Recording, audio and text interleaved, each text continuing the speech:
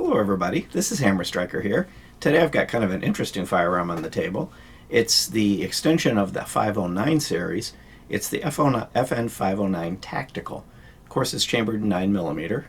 And this one adds a few features. It adds a threaded barrel, you can see right there. It's a 1/2x28 and the barrel is 4.5 inches long with a half by 28 thread on it.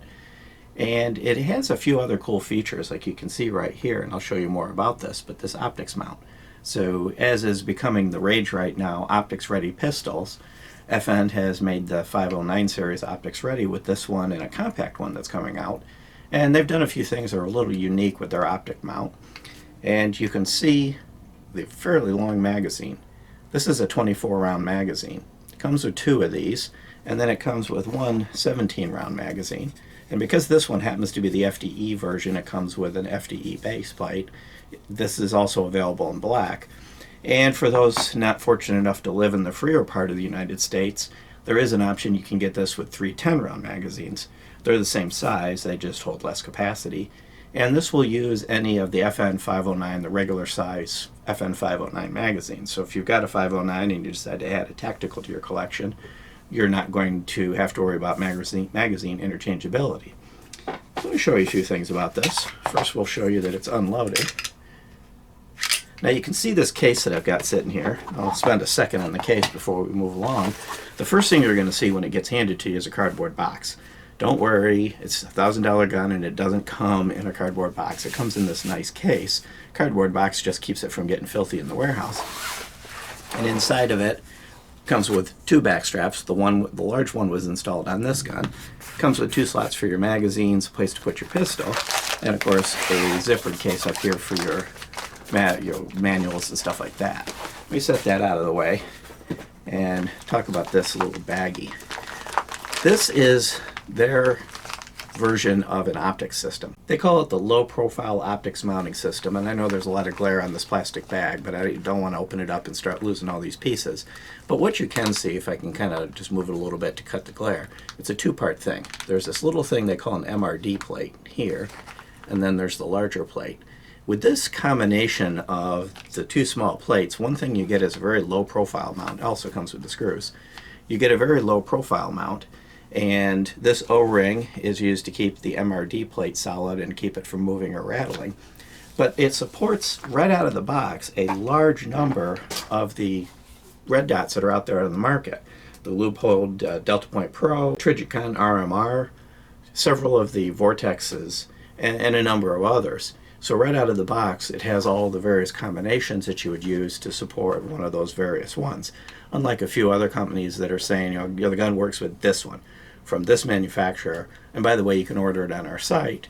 The FN 509 will work with just the regular commercially available ones that you can easily get. So if you've got a particular pet that you've got, you can put one of those on here. Comes with a Picatinny rail, multiple slots. Comes with a nice large trigger guard, and it does have a hinge trigger for the inertial pull protection, and internally it has the piston style drop safety that you become used to. So they're a very drop safe gun. You'll see the texturing on it is very varied. So you've got texturing one angle at the front, a little bit different on the side, another textured place to put your thumb, and then texture across the back strap. And the various textures are designed to combat the forces that would be in play of which way the gun would try to pull, yet when it's in your hand, it's comfortable. You definitely feel that you've got a grip on it, but it doesn't bite into you or hurt. And then you've got front and rear serrations. So you've got all the various things that have become common. From a sights perspective, it comes with 3-dot night sights. You'll see the front sight has a white ring around it. Now at the range, these rear sights under well-lit conditions did tend to gray right out.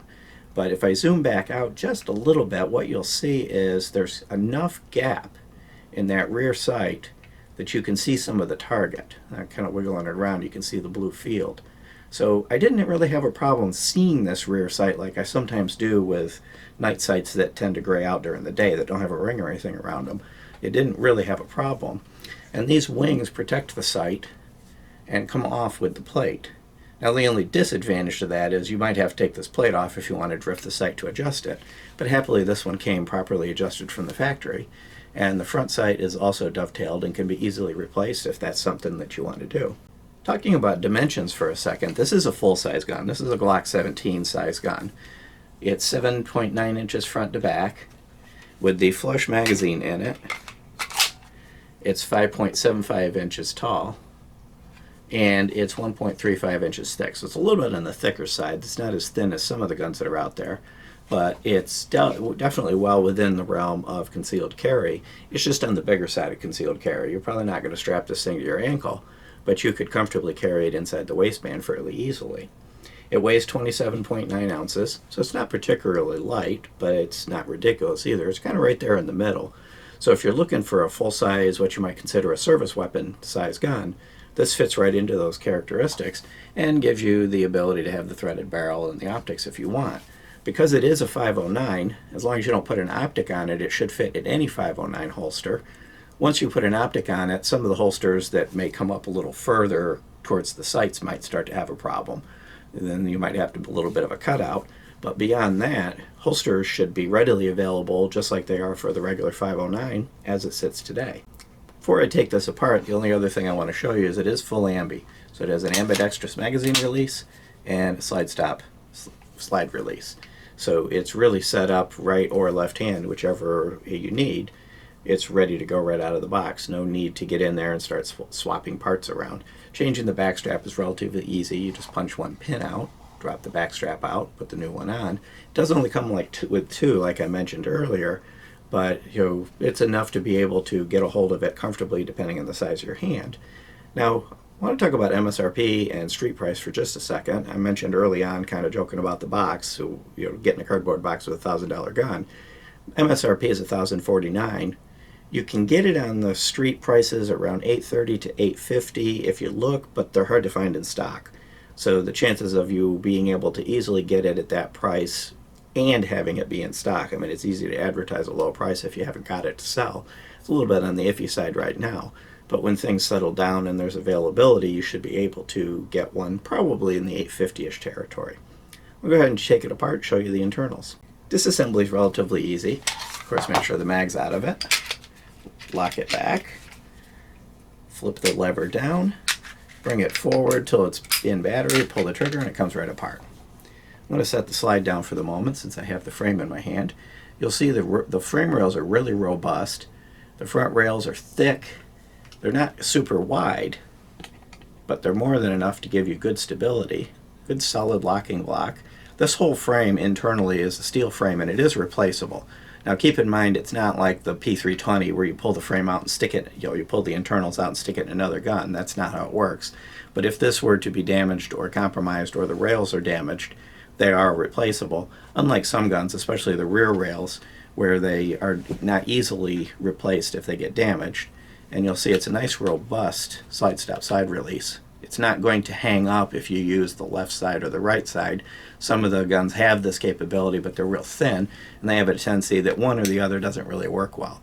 This one, both are going to work really well. It's nice and solid. As you can see, it's well machined and clean in there. FN really does do a good job on their guns. Dual recoil spring. Now, one thing I forgot to do is pull the thread protector off. And one thing I'll note, and I'm not going to be able to get you where you can see it. You can see there's an O-ring in there. It's right up at the front, right by my fingernail, right in there.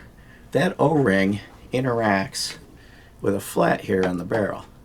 And the nice thing about that is it keeps it from unthreading itself while you're shooting. We had this at the range and we dumped a couple 300 rounds through it and never had to touch the thread protector.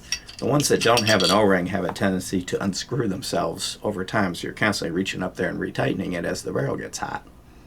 Nice polished feed ramp. Well-constructed barrel. Because I wouldn't expect anything less from FN. You see, standard rifling, but very well defined, very clean. By the way, I get periodically asked about this. Our friends over at Guns Galore gave me this years ago. It's a Birchwood KC light tube. You can get these on pretty much any website. They're inexpensive. It comes like, I think, in a 2-pack for $6 or $7. But these make it really easy to inspect a barrel, especially if you're in the habit of wanting to buy used guns, so that you can take a look to see the condition of the barrel or even keep one in your range bag in case you get a squib or you think you have a squib. It's easy to light the barrel up and make sure that it's clear. Moving on to the slide, everything is as you would expect, well machined, clean. FN does spend a little bit extra focus making sure that all the burrs are gone and everything is nice and smooth. There's your drop safety piston, striker hook, and then a cutout right here for the out of battery protection. So overall, it's a very well done, well machined, nice and clean gun. So I'm going to go ahead and put the barrel back in it. Putting it back together is just about as easy as taking it apart. Of course, it's a little easier to do when when you've got it facing you, as opposed to trying to aim it for the camera. You want to make sure that when you put this together, you don't line it up the wrong way around, so that you have the O-ring on the flat of the barrel. And then slide it back on the frame. Once you slide it back on the frame, flip the lever up. And by the way, the guide rod is steel on this, so you've got a nice robust setup on this. So the last thing to do before we wrap up is talk about the trigger and shooting at this at the range. They advertise the trigger from 5.5 to 7.5. A little bit of take up. Nice crisp wall. Comes in and feels right around 5.5, 6 pound territory. Not the shortest reset out there. That's all the way out. Bring it back again. I'll break it one more time. There's the reset, but you're right on the wall. There wasn't any take up. I actually started to pull the trigger and then a break again. So I did find it real easy to get nice follow-up shots with this trigger. The trigger was light and crisp. I happen to like a fairly crisp wall, which makes it easy for me to know when it's going to break, get back on target, and fire again. Overall, I found this gun a pleasure to shoot. I found it easy to shoot well. And as I mentioned earlier, that slightly larger gap at the back mitigated the fact that I really couldn't see the rear dots. They just kind of faded out in the light. But I was able to still see enough target to pick up the sights and shoot it well. I enjoyed shooting this gun. I'm going to enjoy putting something on the front of it to run maybe some subsonic ammo through it and see how that works out. And maybe putting a Vortex Venom on it or a Burris Fast Fire on it to see how well it works with the red dot. Might do those in upcoming videos. But overall, if you're looking for the tactical style pistol like this, this is probably a very good choice. Beyond that, if you like our videos, please give us a thumbs up, share, subscribe, click that bell up there to be notified if you do. Check us out on Facebook, Patreon, Instagram, all over the place. Thank you.